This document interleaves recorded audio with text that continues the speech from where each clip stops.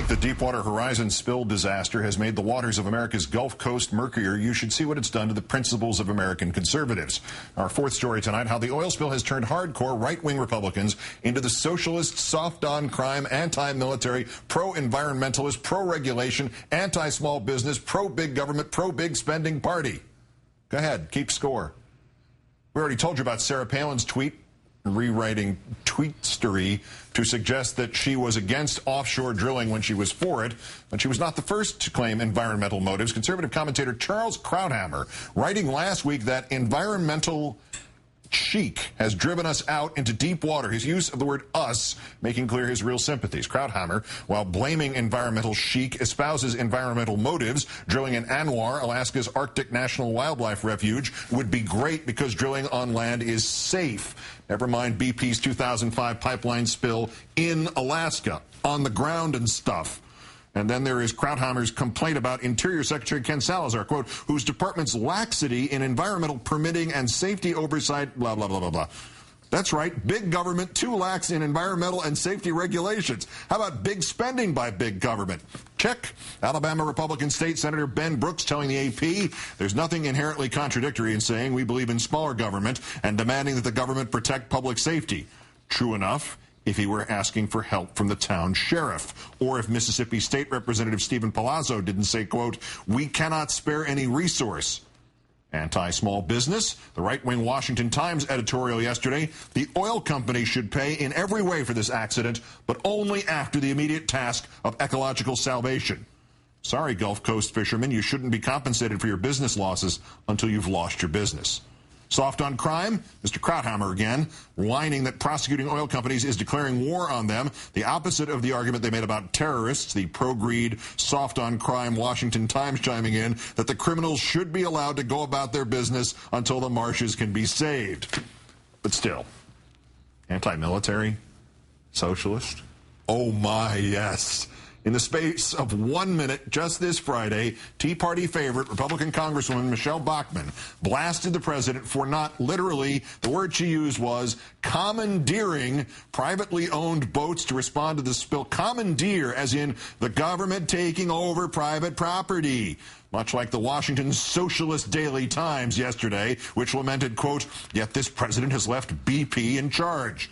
Bachmann kicking off her call for forced socialism by slamming the U.S. military, claiming that the Coast Guard was not there on day one, despite the fact that the rig blew up at 10 p.m. and the Coast Guard was on site shortly after midnight. This Coast Guard photo taken at 12:39, less than 3 hours after the blast. On day one, what did the Obama administration do about the Coast Guard? What did they ask the Coast Guard to do to intervene on day one?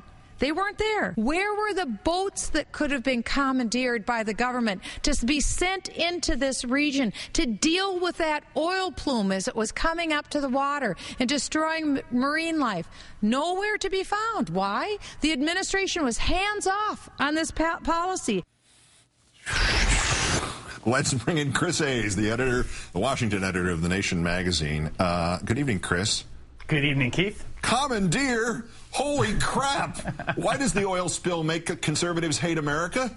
No, it just makes them hate the free market. I mean, there's no atheists in a foxhole, and there's no libertarians in a crisis. I mean, and we've seen this time and time again that, you know, when people find themselves on the receiving end of some disaster or crisis, they look to the government. This is something that real extreme and sort of consistent libertarians lament all the time. They point to World War II as this horrible growth of statism, and we saw in some ways there's pernicious effects to national security crises after the war on terror. But the fact of the matter is, you need a state to publicly manage these kinds of situations. And all of a sudden, you look around after years of waging war on bureaucrats, right? Mm-hmm. Those are the kinds of people who work in the MMS, who do the things that manage environmental safety and things like that. All of a sudden, when it's your people that are in the front lines of this, then you want the government to intervene. And this is very consistent. No, it's inconsistent, but we've seen it time and time again. 9 words. I'm fine. Screw you.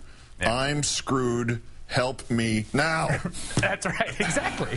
That's exactly right. The bigger point that Krauthammer made, though, was that environmentalists, who, as we know, controlled Congress during the Bush years, were in charge of Obviously, they weren't even in charge of the EPA during the Bush years. But environmentalists are to blame for pushing drilling so far outshore. I don't know how many different things are wrong with that. Just pick the one that's your favorite.